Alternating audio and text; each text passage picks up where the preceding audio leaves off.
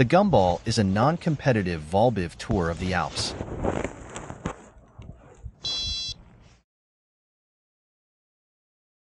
My name is Alan. I'm Mauricio's AI assistant. I follow him everywhere, and I try to keep him safe.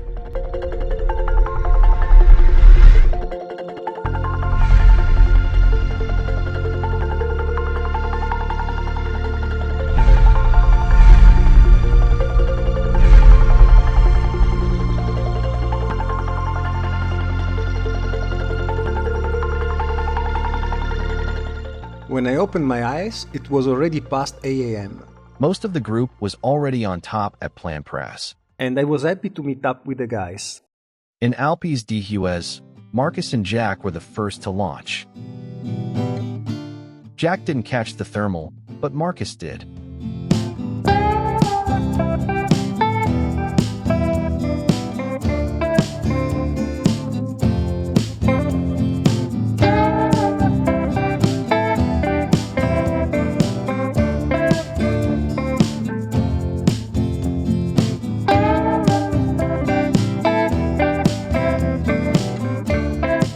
However, he decided to top land because of the overdevelopment.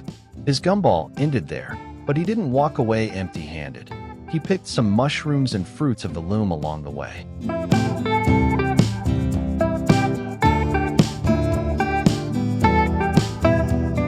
Tim was the first in Chamonix. I wanted to focus on the flight, so I didn't set up any cameras.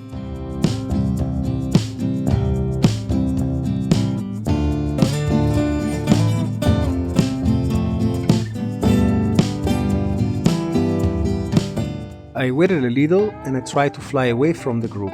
I can't center the thermal when it's too crowded.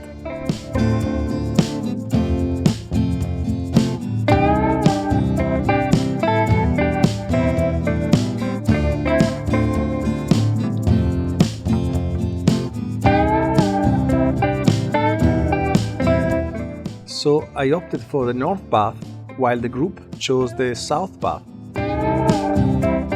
The conditions weren't great yet, so the group decided to top land and wait for better conditions.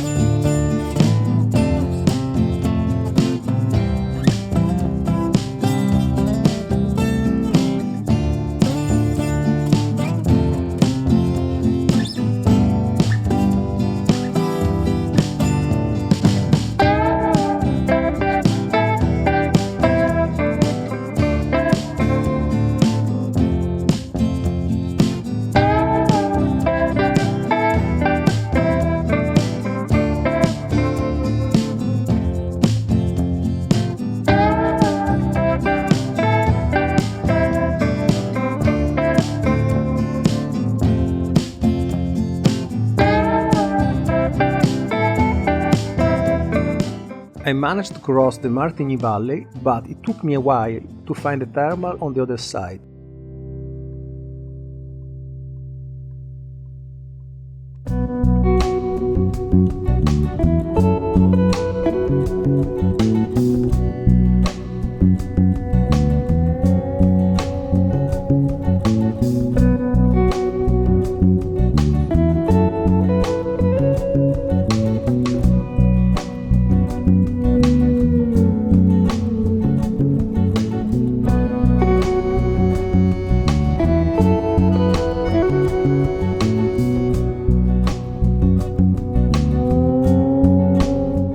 That was the last thermal I found. After that, it was a slow glide down.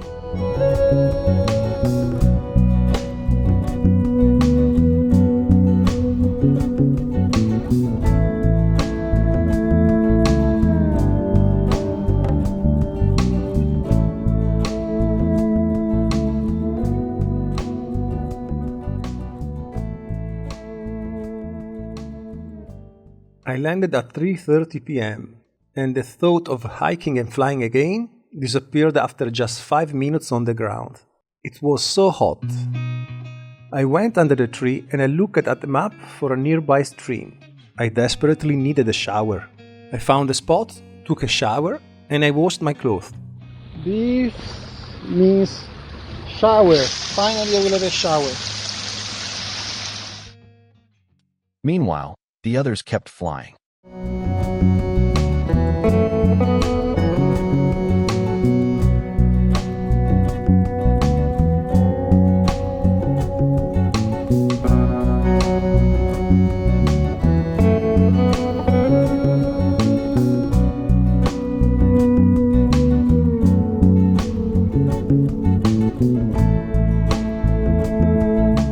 Some of the guys top landed again, and Tim continued on. I forgot to mention Jamie in the group. What happened to him?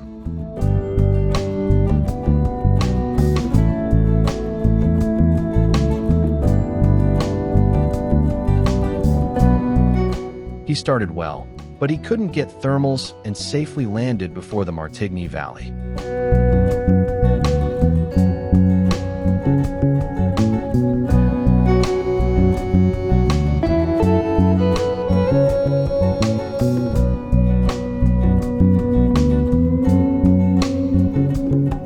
The thermal engine shut off, and Tim eventually landed in a valley southwest of Brig. Nigel finally found his mobile, and he was flying again, getting very close to Chamonix.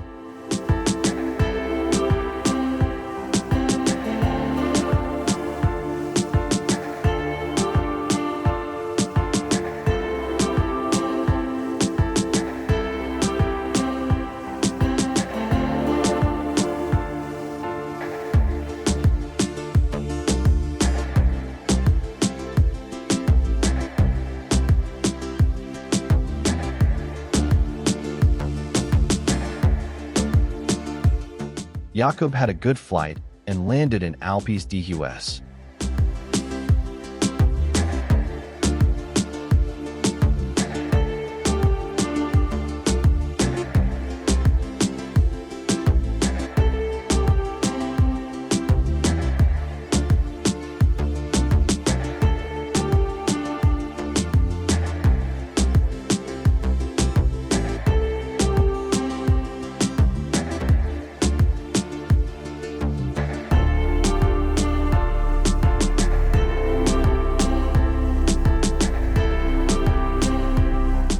Jamie caught some lift to Verbier, where Fraser was waiting for him.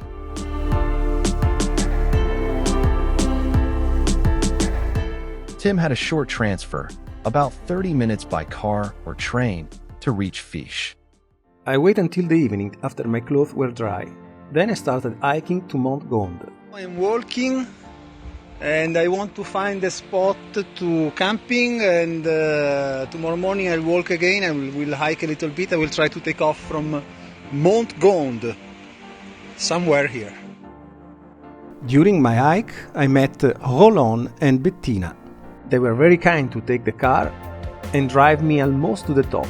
Merci. Niente, bacione. Bettina e Rolon. Con Maurizio. E qui siamo a? Come si chiama qua? Le Mappa. Le Mappa. Le Mappa. Merci. Benvenuti au Mappa. Very grateful. Found very kind people, very nice people that took me here. And here is close to a takeoff 2,000 meters. So tomorrow morning, around 11, maybe I will try to take off. Fiesh should not be very far, actually. Once again, I set up my tent in the dark. And once again, I collapsed into sleep immediately.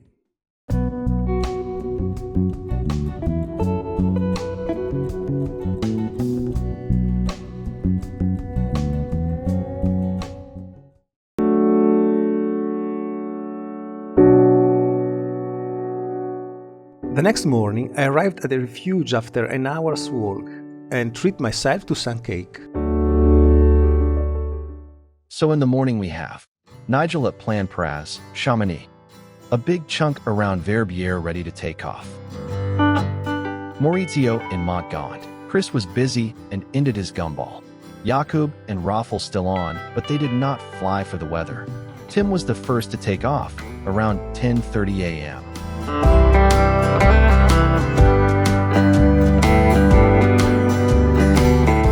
He managed to pass the Grimsel and Furka passes quite early, but then had to land due to overdevelopment.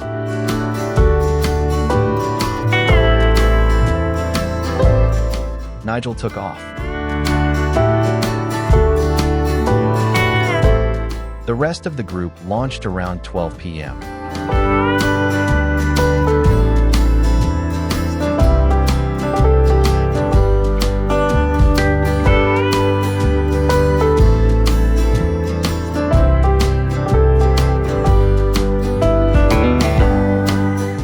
In Montgaunt, the wind was from the back, so I had to wait until 1 p.m. to take off.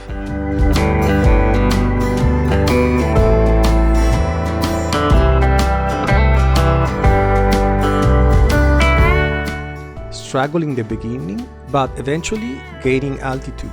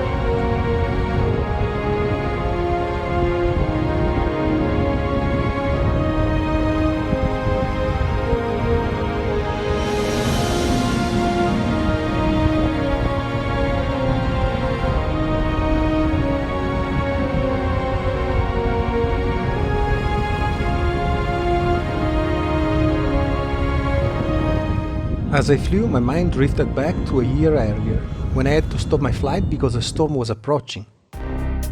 I landed quickly, quite high, in a beautiful field. A man with his daughter, Felix and Ellie, came to check on me to make sure I was okay. Then they went to buy food and they wouldn't accept any money in return. Such kind and warm people. After the rain, the place was so quiet and peaceful, so beautiful.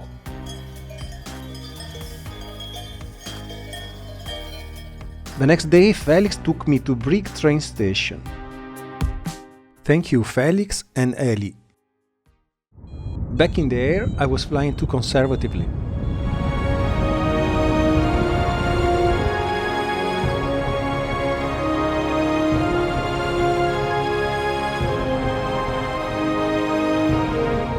I wanted to reach the pass with about 3,000 meters.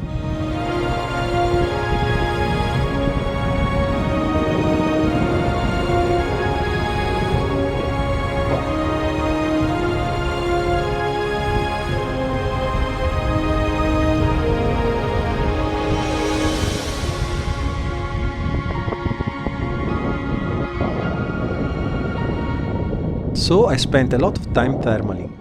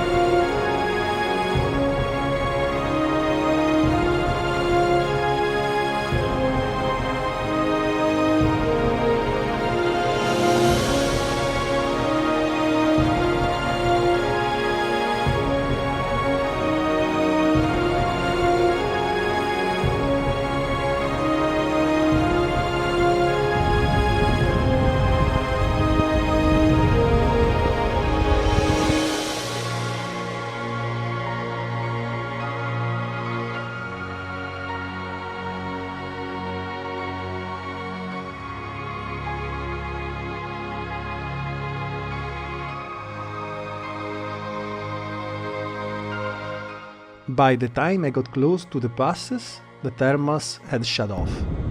So I decided to fly far from Grimsel Pass to avoid the strong winds.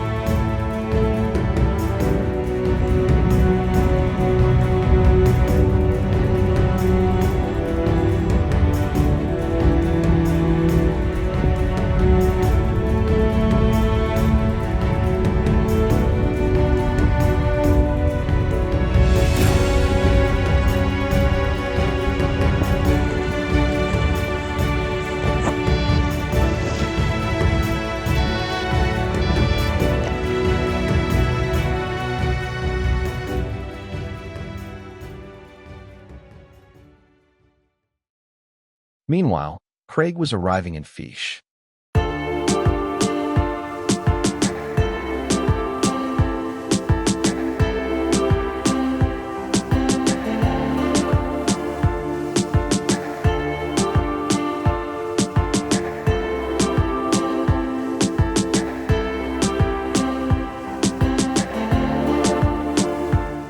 Let's take a look at his flight.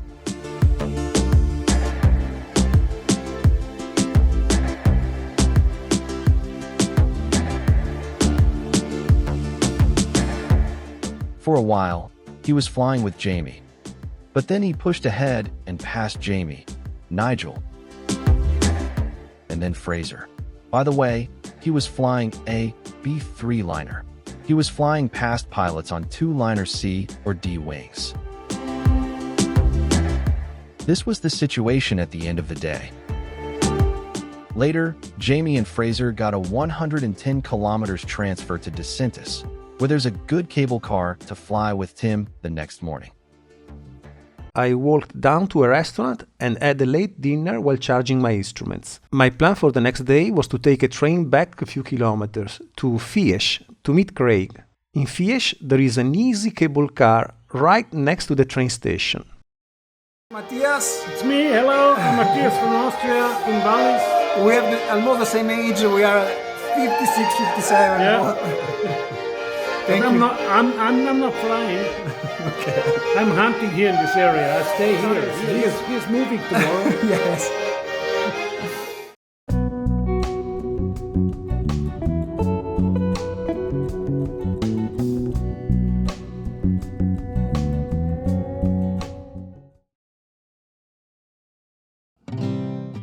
I camped here and then took a train from here.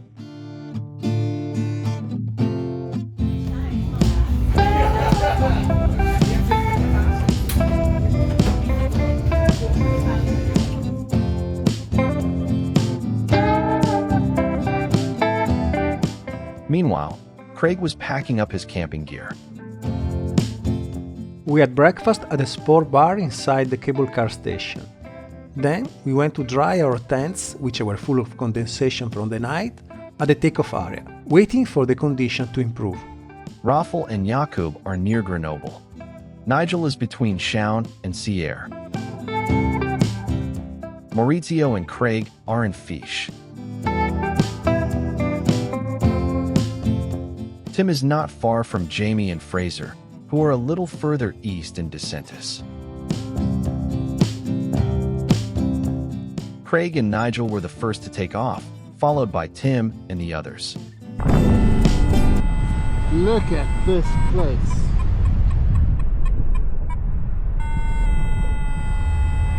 Holy shitballs. How cool!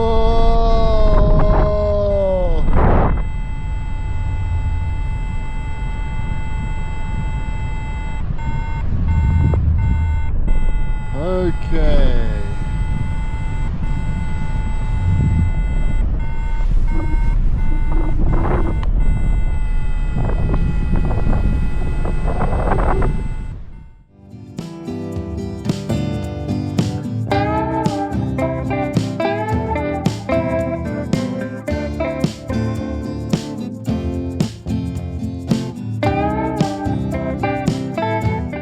I wait until 12 p.m. to take off, just to have the sky clear of too many pilots.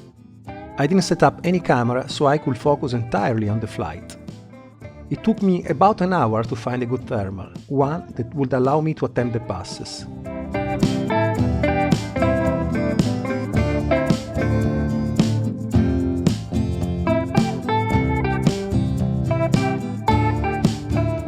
Nigel was flying like a bullet.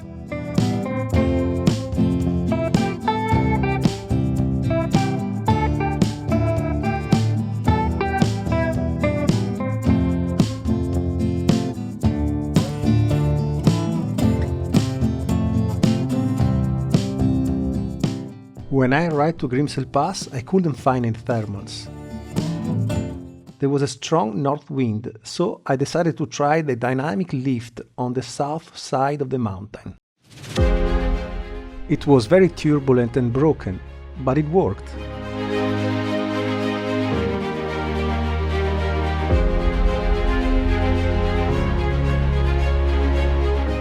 I passed close to the road where some people were cheering me on. Then I went for the dynamic lift on the southern side again, as the wind was very strong.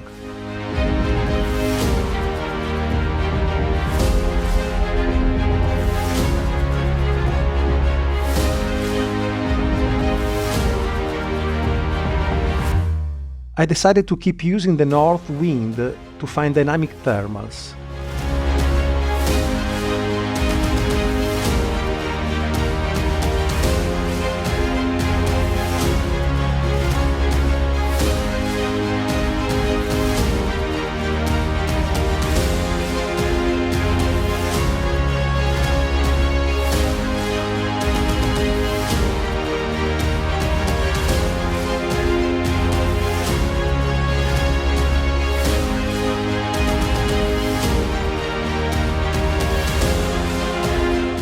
In some places I went low, but I kept scratching and I managed to gain enough altitude to continue.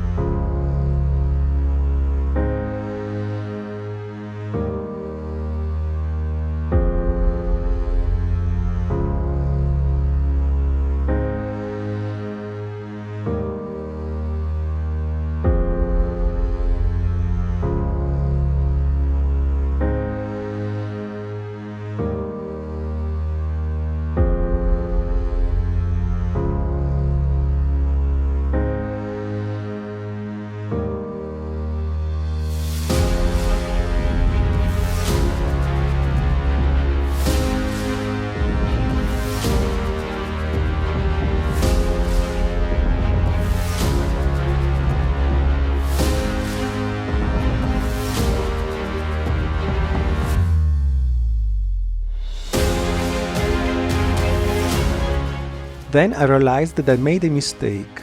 I flew to Piz Cristallina. I lost my screen pen, so I couldn't use the maps on my mobile. The thermals were good, and the view was breathtaking. There was a small glacier. I regretted not having set up the camera. I realized that I needed to return to the main valley, but with a strong north wind it would have been impossible with my 3-liner sea wing. What I didn't know at the time was that the following days wouldn't be possible to fly. Had I checked the forecast in advance and used the map, I could have easily flown to Bellinzona with a tailwind at my back. Instead, I decided to go back to the previous valley, flying behind Piz Miez.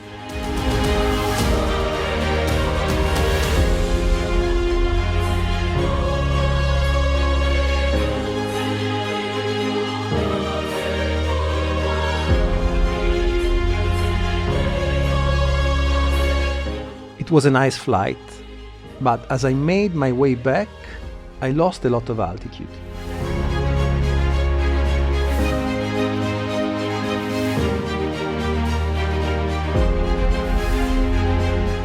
However, at 6:30 p.m. I found a nice thermal and I decided Toplanded at about 2000 meters, ready to take off the next day. But as I mentioned, I didn't check the forecast for the coming days. Had I done that, I would have kept flying until the end of the day and landed near a train station.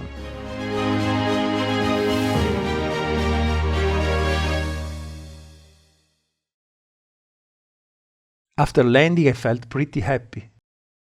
Landed in this village. There are all the houses here. In this airport, this really looks like an airport. And the wind is coming from there. That is actually northeast-east. And so I top landed very easily. And it's a pity I got the wrong valley. I got a mistake. And to fix that mistake took me 1 hour and a half, because there were a lot of valley wind. I landed here with my baby. They took me here also today. I'm very happy, but a little bit disappointed for the mistake. It was a stupid mistake. I didn't follow the navigator.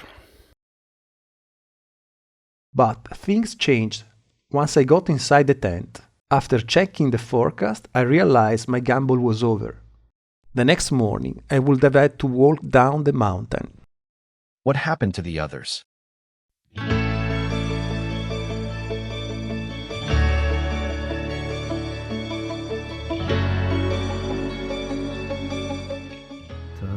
Spectacular flight today.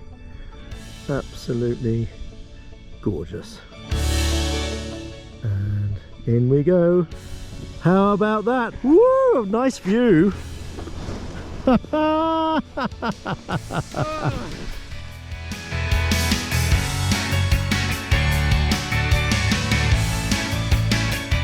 Raffle made some progress.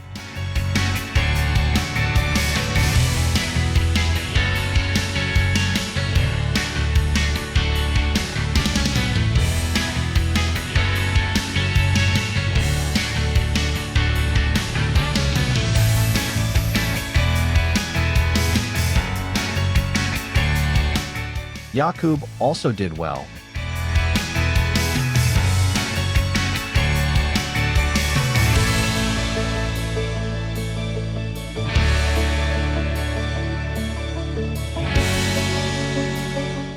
But decided to top land in a bad spot, damaging his harness while trying to take off from the wrong place. However, he hiked a little more and was able to fly down safely.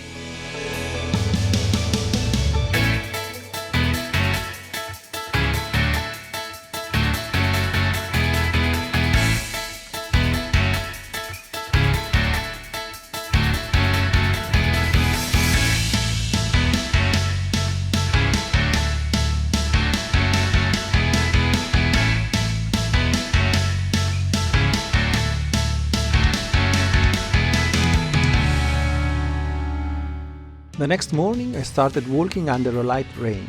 Then I stopped to a house to ask for water. Hotar came to that house, and after we communicated through a translator, he offered me a lift. Later, on our way to his car, he told me he couldn't speak English, but he could speak Italian. Well, I'm Italian, I said. We had a nice trip down with his wife, Joanna, and their beautiful dogs. Joanna also speaks Italian. Eccoci qua con Joanna e Lothar e siamo... come si chiama questo posto? Trun. Sono stati gentilissimi, mi hanno aiutato a venire giù, ero stanchissimo. Ciao! Ciao! Thank you, Hotar and Joanna. On the train back to Bologna, I felt a little sad that the adventure was ending due to the weather. But I was also quite tired. I hadn't eaten properly in those days. Still, I was happy that I had such a great time in the air, and I was already dreaming about flying in Europe again, even before I landed back in China.